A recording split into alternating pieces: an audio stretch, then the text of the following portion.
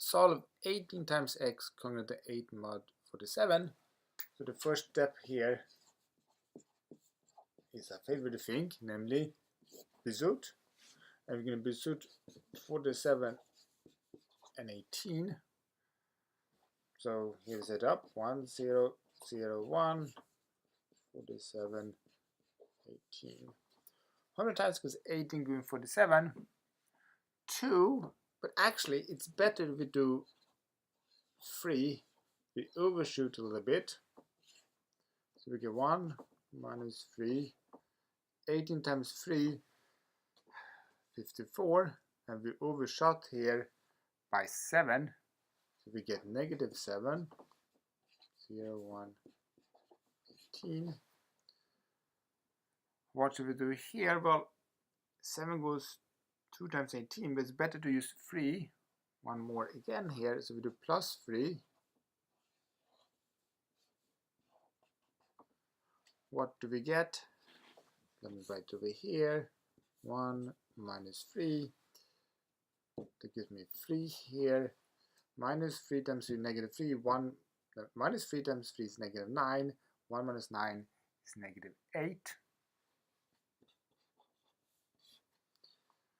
And finally, we got 18 minus 21, and that's negative 3.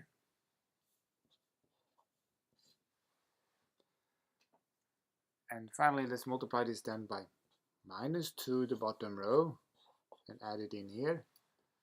So we get 3 times minus 2 is minus 6. 1 minus minus 6 is negative 5. Minus 8 and minus 2, that's 16. 16 minus 3, that's 13. Minus 3 times minus 2, that's 6. Minus 7 plus 6 is minus 1. Hooray! This means we're done. So we know now that minus 5 times 47 plus 13 times 18 is equal to minus 1. Well, we really wanted 1, so we take that equation and we multiply it with minus 1. There we have it. Now, let's look at it mod 47. That says that minus 13 times 18 is congruent to 1 mod 47. So now we can actually solve for x here. X is of course equal to 1 times x, and 1 is minus 13 times 18. With 18x, that's 8. So minus 13 times 8.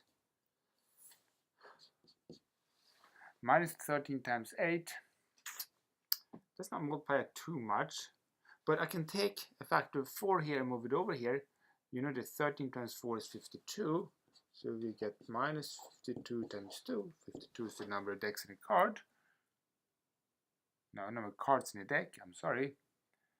But negative 42 plus our 47 is negative 5. So we have this is minus 5 times 2. This is minus 10. Or we can add in 47 to that and we get 37 mod 47. Okay. That was the first congruence equation to solve. Let's continue. Here's the next one.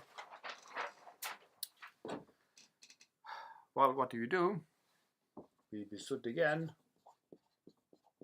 So Bezout 50 and 15. But wait a moment, you say. You Bezout here, what do you get? 1 times 50 minus 3 times 15 is 5. But 5 is different from 1. They have a common factor of 5. So we look at this equation and say, there's a factor of 5 here, factor of 5 here.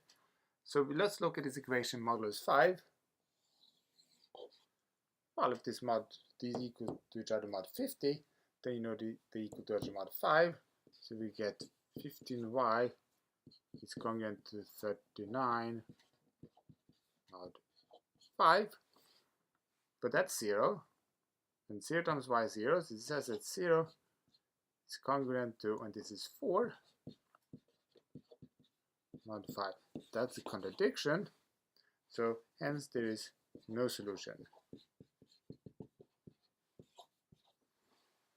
Okay, next, there's one more to go. 14c congruent to 35 mod 63.